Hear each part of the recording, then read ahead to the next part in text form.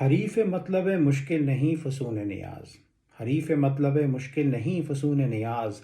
दुआ कबूल हो या रब की उम्र खिज़्र दराज़। ये दीवान गालिब की गज़ल नंबर 68 है। आइए इसको पढ़ते हैं, फिर इसके शेरों को समझने की कोशिश करेंगे। एज़ ऑलवेज़ इसका जो शेरों का टेक्स्ट है वो भी मैं वीडियो की डिस्क्रिप्शन में डाल दूँगा। तो पहला शेर है कि हरीफ मतलब मुश्किल नहीं फ़सून नियाज़। दुआ कबूल हो या रब की उम्र खिज़्र दराज़। ना हो बाहर्जा बयाबां नवर्द वहम वजूद। ना हो बाहर्जा बयाबां नवर्द वहम वजूद। हनूज तेरे तसव्वुर में है नशेब व फराज। विसाल जलवा तमाशा है पर दिमाग कहाँ। विसाल जलवा तमाशा है पर दिमाग कहाँ कि दीजिए आईनाए इंतज़ार को परताज। हर एक ज़र्राए आशिक है आफताब परस्त। हर एक ज़र्राए आशिक है आफताब परस्त। गई न खाक हुए पर हवाए जलवाए नाज। न पूछ वुस्सत मैं खानाए जुनू गालिब। न पूछ वुस्सत मैं खानाए जुनू गालिब। जहाँ ये कासाए गर्दू है एक खाक अंदाज। पहला शेर देखते हैं। हरीफ मतलब मुश्किल नहीं फ़सून नियाज। दुआ कबूल हो या रब की उम्र खिज़्र दराज। तो आप देखेंगे कि इस छोटे से शेर के अंदर कितने पहलू जो हैं वो छुपे हुए हैं। इसके अंदर ओवरऑल इसका थीम ये है कि गालिब साहब जो हैं वो खुदा से कुछ मांग रहे हैं और उनको ये इस चीज़ की रियलाइजेशन है कि उनको वो चीज़ नहीं मिलेगी, और इस फ्रस्ट्रेशन में वो खुदा से एक ऐसी चीज़ मांग मांग बैठते हैं जिसका कोई मतलब नहीं बनता, क्योंकि वो चीज़ ऑलरेडी ग्रांट कर दी गई है। तो हरीफ मतलब मुश्किल नहीं फ़सून नियाज। मतलब मुश्किल का मतलब है ए डिफ़िकल्ट पर्पस या a difficult goal in this case. और किसी चीज़ का हरीफ होने का मतलब है you are an equal to something. इस केस के अंदर अगर मतलब मुश्किल को आप पूरा कर देते हैं तो आप उसके हरीफ हुए। और फ़सून नियाज़, फ़सून का मतलब होता है सम काइंड ऑफ इनकैंटेशन और स्पेल। या अगर आपने वो कोई विज़िटरी की या हैरी पॉटर टाइप की पिक्चरें देखी हैं तो उसके अंदर जब वो कोई स्पेल्स कास्ट करते हैं उसको आप फ़सून बोलेंगे। और फ़सून नियाज़ इज़ लाइक ए स्पेल और इनकैंटेशन ऑफ प्रेयर और डिज़ायर। तो कहते हैं हरीफ मतलब मुश्किल नहीं फ़सून नियाज़, कि मेरा जो ये फ़सून नियाज़ है ये मेरे मतलब मुश्किल को हासिल करने में इनफेक्टिव है, असरदार नहीं है। या तो जैसा मैंने कहा, उनको जो चीज़ चाहिए उनको नहीं मिल रही। अब ये क्यों नहीं उनको मिल रही, उसको एनालाइज करते हैं। उन्होंने फ़सून नियाज़ बोला है, तो ये फ़सून है, ये प्रॉपर प्रेयर नहीं है, राइट। तो इसकी एक इम्प्लीकेशन ये है कि शायद वो ये कहने की कोशिश कर रहे हैं कि मुझे ढंग से दुआ मांगनी भी नहीं आती या मुझे ढंग से प्रेयर करनी भी नहीं आती। दूसरा ये कि किस्मत के सामने उनकी कुछ नहीं चलती, खुदा के सामने उनकी कुछ नहीं चलती। तो वो इतने पावरलेस हैं कि वो दुआ तो ढंग से कर रहे हैं लेकिन उसका उसके अंदर कोई असर नहीं है। तो उन्होंने अपनी दुआ को बोला है कि ये फ़सून के बराबर है, क्योंकि इसका कोई असर ही नहीं होता है। तो his prayer has been reduced to the status of a फ़सून, of an incantation, even though he is trying his best to to make a proper prayer. और तीसरी बात ये कि मतलब मुश्किल कहा है यहाँ पे उन्होंने, तो जो उनका गोल, जो उनका पर्पस है वो मुश्किल है।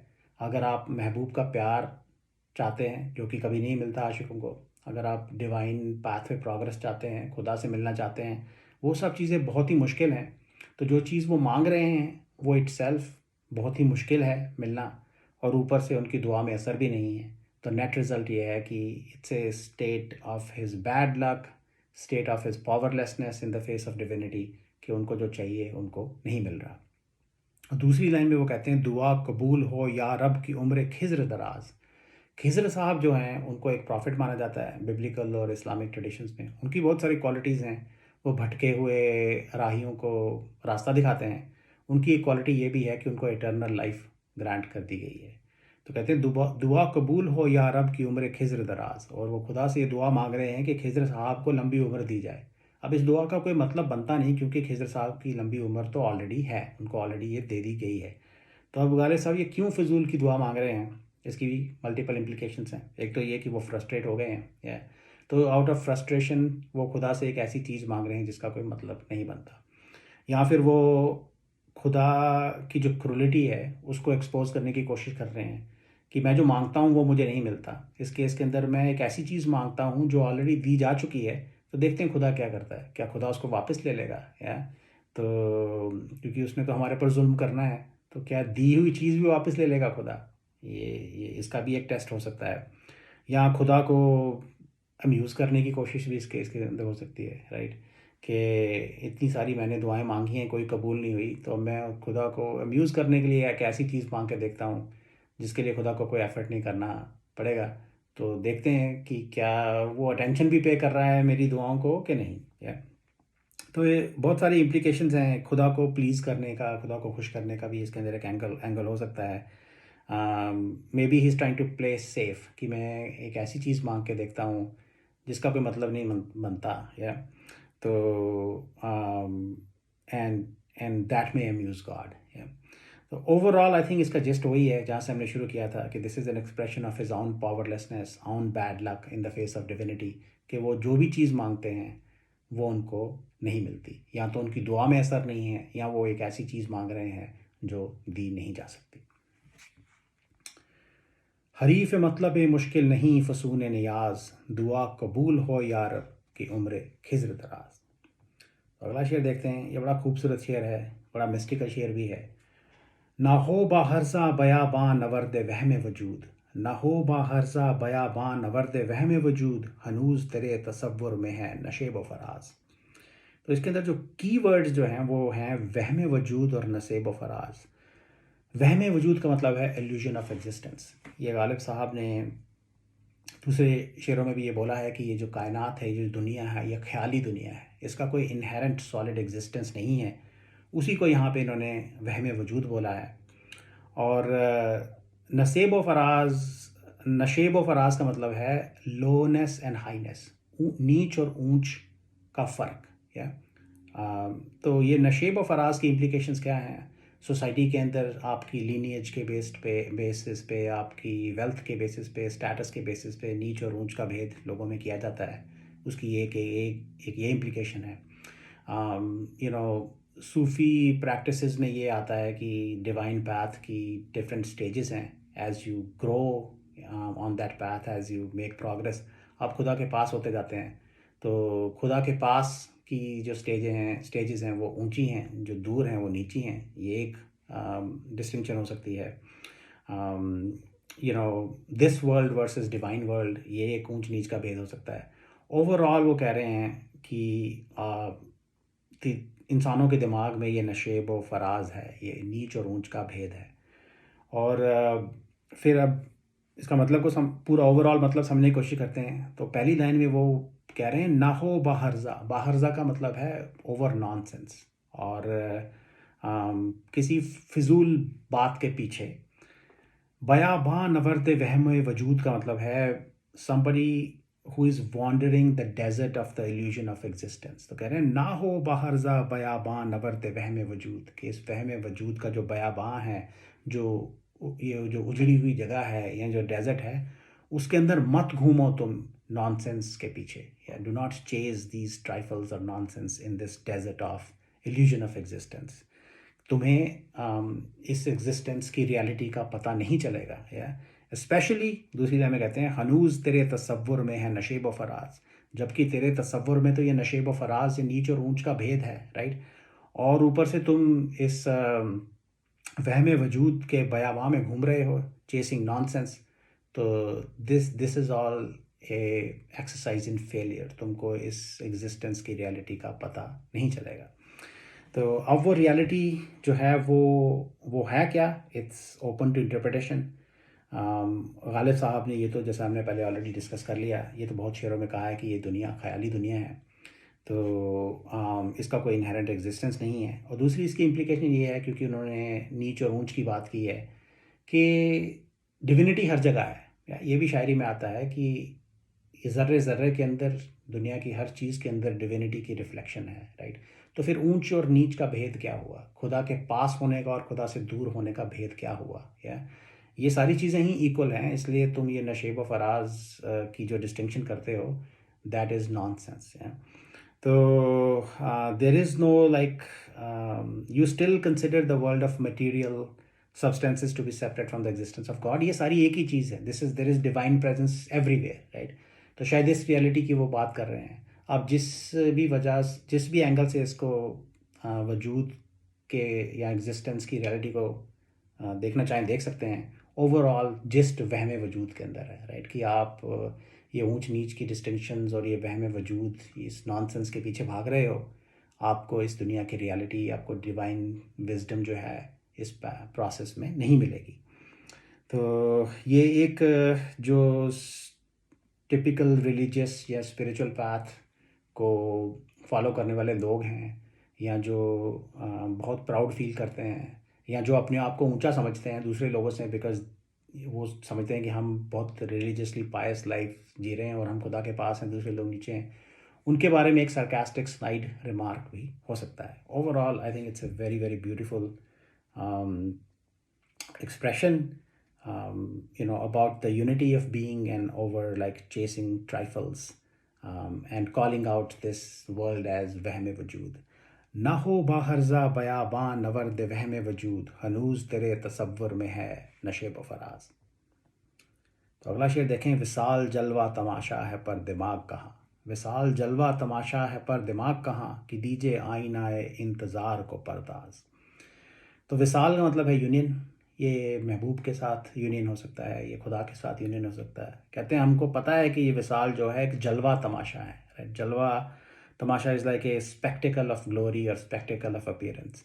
पर हमारे पास दिमाग नहीं है किस चीज़ का, कि दीजिए आईना इंतज़ार को परदाज। आईना इंतज़ार is like the mirror of waiting, और उसको परदाज देने का मतलब है उसको परफेक्ट करना, उसको फिनिश करना, उसको चमकाना। या तो दूसरी लाइन की इम्प्लीकेशन इफ़ेक्टिवली ये है कि हमारे पास दिमाग या पेशेंस नहीं है इंतज़ार करने का। हमको पता है कि जो मंजिल है, जो विसाल है, वो बहुत खूबसूरत होगा, लेकिन मेरे पास इतना पेशेंस नहीं है कि मैं इस आईना परदाज को चमकाऊं, कि मैं वेट करूं। मैं बहुत ही इम्पेशेंट हूँ।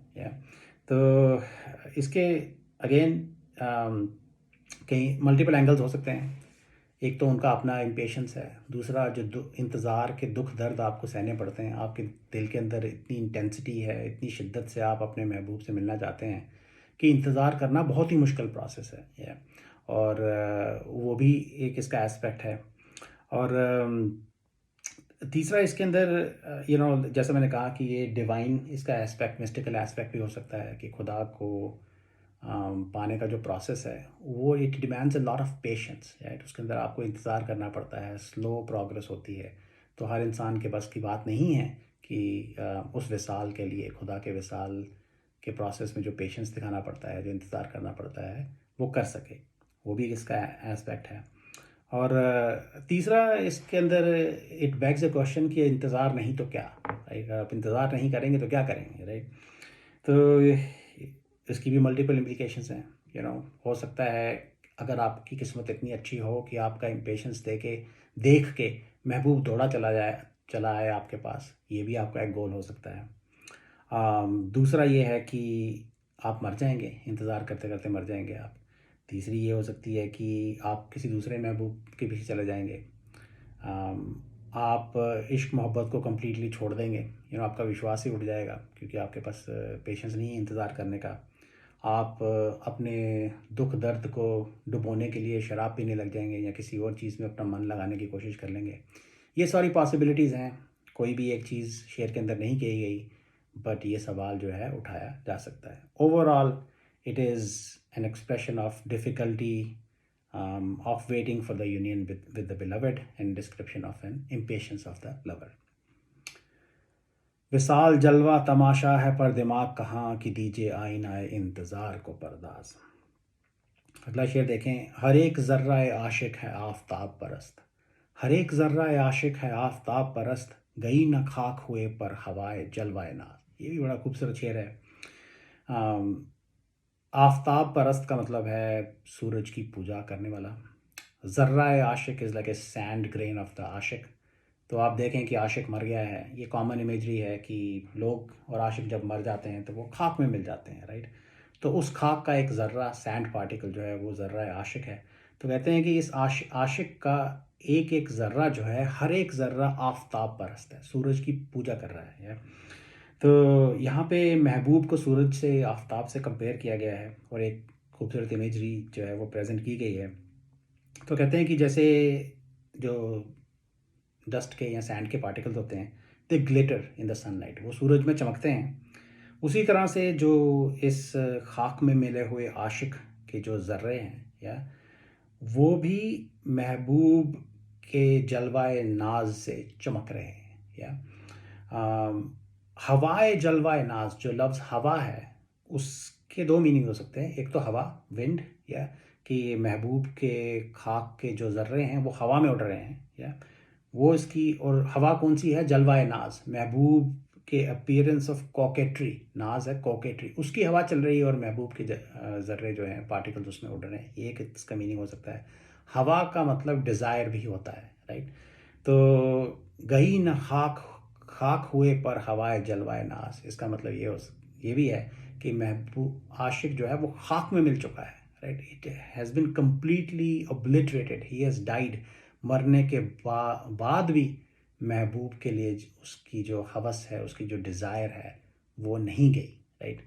तो शेर को फिर से पढ़ते हैं। हर एक ज़र्रा आशिक है आफताब परस्त, या जैसे कि खाक उड़ती है, उसके अंदर आफताब के अंदर जब सूरज चढ़ा होता है तो उसकी रोशनी से वो ज़र्रा ज़र्रा चमकता है खाक का, तो उसको आफताब परस्त आप बोलेंगे। उसी तरह जो महबूब का जो जलवाए नाज है, उससे आशिक की खाक का एक एक ज़र्रा जो है वो चमक रहा है, इसलिए उसको भी आफताब परस्त बोला गया है। आफताब इन this case will be beloved.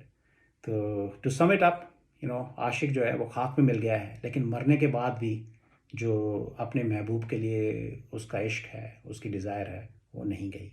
हर एक ज़र्रा आशिक है आफताब परस्त, गई न खाक हुए पर हवाए जलवाए नाज, के हवाए जलवाए नाज उसके खाक होने के बाद भी नहीं गई। अच्छा, तो और इसलिए उस चमक की वजह से उनको बोला गया कि ये आफताब परस्त हैं।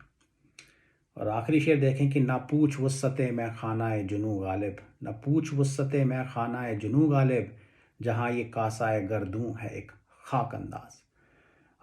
मैं खानाए जुनू means wine house of passion, और उसकी वुसत, वुसत मीन्स एक्सपेंस और कैपेसिटी, राइट। तो कहते हैं मत पूछ हमसे कि इस मैं खाना जुनून में कितनी वुसत है, कितना कितना बड़ा ये है, कितना इसका एक्सपेंस है, कितनी इसकी कैपेसिटी है। ये बहुत बड़ा है, ये बहुत कुछ इसके अंदर समा सकता है। न पूछ वुसत मैं खाना जुनू गालिब, जहाँ ये कासा है गर्दू, गर्दू मीन्स हेवंस, या जो आसमान आपको दिखाई देता है, और कासा मीन्स ए बॉल, राइट। तो जो आपको यूनिवर्स पूरा दिखाई देता है, उसको एक उसका कासा, राइट, उसको एक बॉल से कंपेयर किया है। जहाँ ये कासा एक गर्दू है एक खाक अंदाज, खाक अंदाज खाक फेंकने वाले को भी कह सकते हैं। इस केस के अंदर जिस कंटेनर के अंदर आप खाक फेंकेंगे, इफ़ेक्टिवली एक डस्टबिन जो है, उसको खाक अंदाज बोला गया है। तो कहते हैं कि ये ना पूछ वुसत मैं खाना है जुनू गालिब, कि ये जो मैं खाना है जुनू जो है, इसकी वुसत मत पूछ। इसके अंदर ये जो पूरा यूनिवर्स जो है, पूरे यूनिवर्स का जो कासा, पूरे यूनिवर्स का जो बॉल है, it is no more than a dustbin. क्या? तो इसकी इम्प्लीकेशन क्या है? अब मैं खाना है जुनू में कौन होंगे? जुनूनी आशिक होंगे, या जो डिवाइन वाइन के नशे में जो मिस्टिक जो लोग हैं वो होंगे, या? तो इस in this wine house there will be mad lovers and mystics, और उनके लिए इस पूरे यूनिवर्स की कोई वैल्यू नहीं है। This physical world, the sky, the earth carries no importance for them, या? ये इसकी इम्प्लीकेशन है।